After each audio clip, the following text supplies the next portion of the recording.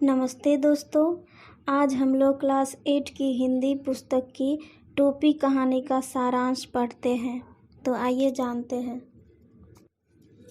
प्रस्तुत पाठ टोपी सृंजय द्वारा रचित एक श्रेष्ठ कहानी है। इसमें उन्होंने उच्च वर्ग पर कटाक्ष किया है कि वह किस प्रकार गरीबों का शोषण करता है। दूसरी तरफ एक गरीब गौरैया पक्षी उचित मूल्य देकर अपना कार्य भली भांति करवा लेती है। एक गौरैया और एक गबरा में अनूठा प्रेम था। दोनों अपने सभी कार्य साथ साथ करते थे। एक दिन अचानक गौरैया नर गौरैये से बोली कि मनुष्य रंग बिरंगे कपड़ों में कितना सुंदर लगता है। गबरा बोला कि कपड़ा वास्तविक सुंदरता को दबा देता है तथा बनावटीपन उभर आता है। गौरैया कहती है कि कपड़ा मात्र अच्छा लगने के लिए नहीं पहना जाता, अपितु यह मौसम से बचाव भी करता है। दोनों में वाद विवाद होने लगता है। गौरा कहता है कि कपड़ा पहनने से व्यक्ति की औकात का पता चलता है, जिससे आपसी भेदभाव को जन्म मिलता है। मनुष्य सिर के बालों को टोपी से ढक लेता है, लेकिन हम बिना कपड़ों के ही अच्छे हैं। यह बात सुनते ही गौरैया का मन भी टोपी पहनने को करने लगा। वह टोपी पहनने की जिद करने लगी। गबरा टोपी के गुण दोष को बताने लगा कि टोपी को आदमियों का राजा पहनता है, अतः तू टोपी के चक्कर में बिल्कुल मत पड़ना। गौरैया अपनी जिद पर अड़ी हुई थी और अपनी इच्छा पूरी करना चाहती थी। प्रतिदिन की तरह अगले दिन दोनों दाना चुगने के लिए चले गए। दाना चुगते चुगते अचानक गौरैया को कपास का फाहा मिला। उसे प्राप्त कर गौरैया खुशी से नाचने लगी और खुशी से चिल्लाने लगी कि मिल गया, मुझे मिल गया। तभी गबरा ने पूछा कि अरे तुझे क्या मिल गया? गौरैया बोली, मिल गया, टोपी का जुगाड़ मिल गया। गौरा गौरैया को समझाते हुए बोला, एक रुई के फाहे से लेकर टोपी तक का सफ़र तुझे कुछ अता पता है? लेकिन गौरैया ने उसकी एक न सुनी। वह रुई के फाहे को लेकर रुई धुनने वाले के पास गई और प्यार भरे स्वर में उसे रुई धुनने को कहा। धुनिया बूढ़ा एवं गरीब था। वह गौरैया पर चिल्लाते हुए उसे भगाने लगा। उसने कहा कि वह अभी राजा जी के लिए रजाई बना रहा है। इस पर गौरैया बोली, धुनने के बाद जो कुछ प्राप्त होगा उसका आधा तुम ले लेना और आधा मैं ले लूँगी। धुनिया इतना अच्छा अवसर गंवाना नहीं चाहता था, अतः उसने सौदा स्वीकार कर लिया और कुछ ही देर में रुई धुनकर तैयार कर दी गई। धुनी हुई रुई को लेकर जब गौरैया सूत काटने वाले के पास गई, उसने भी धुनिया के समान उसे डांट दिया। लेकिन जब गौरैया ने आधे आधे की बात कही तो सूत काटने वाला उसी समय तैयार हो गया।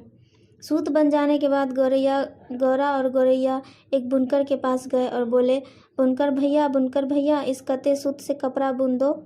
बुनकर दोनों को भगाते हुए कहने लगा कि चलो हटो, उसे अभी राजा जी के लिए बागा बुनना है। कुछ ही समय में राजा के सेवक आते होंगे। इतना कहकर वह अपने काम में लग गया। कुछ क्षणों बाद गौरैया ने पुनः अपने साहस को बटोर कर कहा, हम सेत मेत का काम नहीं करवाते, इसे बुन दे और आधा तू ले ले, आधा हम ले लेंगे। बुनकर ने उसी समय गौरैया की बात मान ली। बुनकर ने अपने हिस्से का आधा कपड़ा लेकर शेष गौरैया दे दिया। अब गौरैया कपड़े को लेकर दर्जी के पास गई और उसे कहने लगी, दर्जी भैया, इसकी टोपी सिल दो। दर्जी बड़ी ही रोषपूर्ण वाणी में बोला, खिसकती हो कि नहीं यहाँ से? देखते नहीं राजा जी की 7वीं रानी से 9 बेटियों के बाद 10वां बेटा पैदा हुआ है। अब उस दशरथन के लिए मुझे ढेरों जब्बे झब्बे सिलने हैं। गौरैया बोली, वह इस कपड़े की 2 टोपियाँ बना दे, एक स्वयं ले ले और दूसरी उसे दे दे। इतना सुनते ही दर्जी उसी समय टोपी सिलने को तैयार हो गया। खुश होकर दर्जी ने टोपी पर अपनी ओर से 5 फुदने भी लगा दिए। टोपी पहनकर गौरैया के पैर धरती नहीं रुक रहे थे, वह फुदक रही थी। टोपी ने गौरैया में एक नवीन जोश और उल्लास भर दिया था। उस उल्लास में वह उड़ते उड़ते राजा के कंगूरे पर जा बैठी। वहाँ राजा अर्धनग्न अवस्था में सेवकों से अपने शरीर की मालिश करवा रहा था। अचानक राजा ने टोपी पहनी गौरैया को देखा। उसे देखकर राजा का अकल चकरा गई। गौरैया लगातार कह रही थी, मेरे सिर पर टोपी, राजा के सिर पर टोपी नहीं। इतना सुनते ही राजा अपने सिर को हाथों से होते हुए जोर से चिल्लाया, अरे कोई मेरी टोपी लाओ जरा जल्दी। राजा ने उसी समय टोपी पहन ली, लेकिन गौरैया पुनः कहने लगी, मेरी टोपी में 5 फुदने। वह लगातार यही बोलती जा रही थी, राजा की टोपी में एक भी नहीं, मेरी टोपी में 5 फुदने, राजा की टोपी में एक भी नहीं। राजा अत्यंत क्रोधित हो गया। उसने कहा, इस फदगुदी को गर्दन मसल दो, पंखे नोच लो, सिपाहियों देर न करो। तभी एक सिपाही ने गुलेल से गौरैया की टोपी गिरा दी और दूसरी ने झट से उठा ली। राजा टोपी को मसलने ही जा रहा था कि वह उसकी सुंदरता को देखकर मुग्ध हो गया। राजा सोचने लगा कि इतनी सुंदर टोपी इस देश में किसने बनाई है। राजा के आदेश पर क्षमा याचना करता हुआ दर्जी आया।